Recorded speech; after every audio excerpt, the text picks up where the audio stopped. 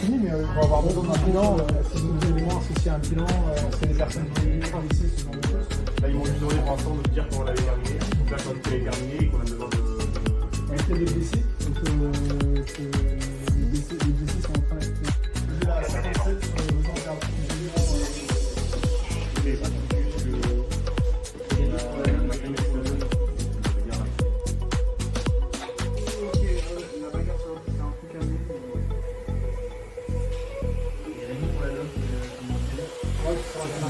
d'ici 5 minutes pour leur dire n'importe quelle délégation est des blessés, est-ce qu'elle a arrivé, voilà, on a fait l'information économique, est-ce qu'elle a interrogé.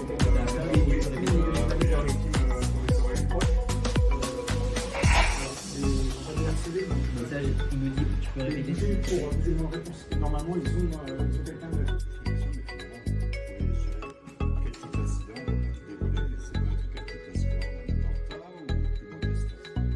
L'idée de la simulation aujourd'hui, c'est pas de générer un événement qui mettrait fin au gala, parce que ça nécessiterait une mise en place d'un certain nombre d'acteurs de la sécurité qui reprendraient la main.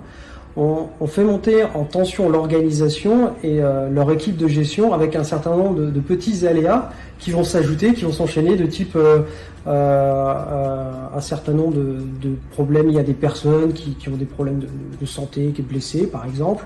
Par exemple, on va leur mettre des alertes météo. C'est le cas dans la simulation d'aujourd'hui où on leur a mis 1 heure avant le début de l'exercice une alerte météo jaune, une vigilance jaune, et qui va avoir un impact sur la tenue des différentes scènes de la soirée, les différents concerts. Donc on leur génère des aléas comme ça, et puis on regarde et on essaye de les orienter vers une adaptation de leur organisation à ces différents aléas pour, in fine, que la fête se passe dans les meilleures conditions possibles et que les conditions de sécurité soient assurées pour tout le monde. Le premier, c'est l'entraînement. À l'université, on a la chance d'accueillir cette soirée du gala qui est exceptionnelle pour nous, avec plus de 3000 personnes. Et l'idée de cet entraînement, c'est de mettre en situation les étudiants qui sont amenés à gérer le gala, ce qu'on voit sur l'écran derrière, les mettre en tension par rapport à un certain nombre d'aléas qui pourraient avoir lieu le jour J. Donc ça, c'est vraiment le premier objectif, être en capacité de les entraîner en intégrant les différents acteurs de la sécurité qui joueront aussi leur rôle le jour J. On a deux critères importants qui sont l'immersion, la capacité d'immersion, c'est pour ça que la plateforme est faite, et puis la deuxième chose, c'est le réalisme.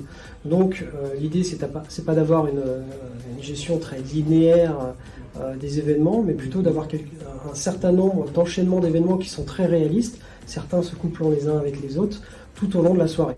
Mais je reprends la question tout à l'heure, vous gérez quel type d'événement? C'est l'attentat, l'inondation, le vent, Ce qui nous intéresse, c'est de regarder la manière dont l'organisation va s'adapter.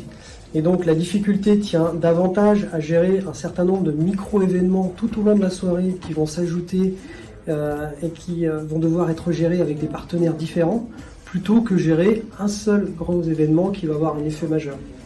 et c'est